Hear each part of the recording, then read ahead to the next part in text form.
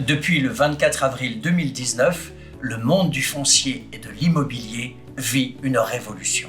Il est en effet entré dans le monde de l'open data avec l'ouverture très attendue des données DVF. Toutes les transactions foncières et immobilières réalisées en France au cours des 5 dernières années sont désormais référencées dans un fichier accessible à tous. Disponible sur le site opendata.gouv, les données DVF deviennent un référentiel commun pour tous les acteurs des territoires. Dans cette vidéo, nous vous expliquons d'où proviennent les données, quelles en sont les précautions d'utilisation et nous vous indiquons les centres de ressources qui peuvent vous accompagner dans leur exploitation.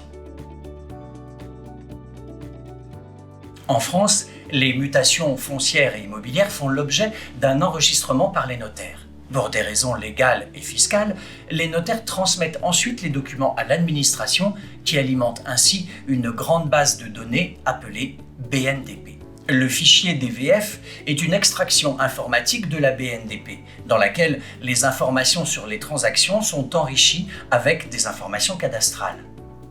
Pour chaque mutation, DVF renseigne des informations économiques, comme le prix de vente, les informations cadastrales, comme le numéro de parcelle, et des informations sur le bien, comme la surface ou le nombre de pièces. Toutes les mutations sont anonymes, mais elles sont datées et géoréférencées à l'adresse. DVF est la source la plus exhaustive dans le recensement des mutations foncières et immobilières en France. Sur la période 2014-2018, ce sont plus de 15 millions de transactions qui ont été rendues publiques. Mais attention, le fichier ne recense que les mutations onéreuses, comme les ventes, les échanges, les expropriations ou les adjudications. Vous ne trouverez pas d'informations sur les successions, les donations ou les transferts de parts de SCI. Attention également aux écarts entre millésimes. En effet, les données peuvent être incomplètes sur les périodes les plus récentes. Ce défaut est ensuite corrigé par l'administration qui actualise les données tous les 6 mois. Sur le plan juridique, il n'est pas nécessaire de déclarer auprès de la CNIL les traitements que vous faites de DVF. Toutefois, le stockage et l'analyse de ces données doivent être conformes au règlement général sur la protection des données et aux conditions générales d'utilisation fixées par l'administration. Sur le plan technique, il faut avoir à l'esprit que DVF est une donnée construite avant tout pour des raisons fiscales. Sa structure s'avère plus complexe qu'une donnée traditionnelle sur les marchés fonciers et immobiliers. Il est donc très important de respecter un ensemble de précautions avant d'exploiter cette source. La principale difficulté est liée au fait qu'une même mutation peut être renseignée à travers plusieurs lignes du fichier. Ces cas de multilignes apparaissent par exemple lorsqu'une mutation porte sur plusieurs biens, ou lorsqu'un bien est positionné sur une parcelle qui est décomposée en plusieurs subdivisions fiscales. Le multiligne concerne environ une mutation sur 2. Le fichier DVF doit donc impérativement être dédoublonné et organisé avant l'analyse. L'une des solutions est d'utiliser le modèle conceptuel de données mis au point par le GNDVF.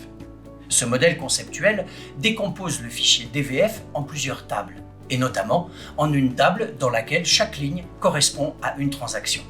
Ce n'est qu'à partir de cette table que vous pourrez mener une analyse des marchés.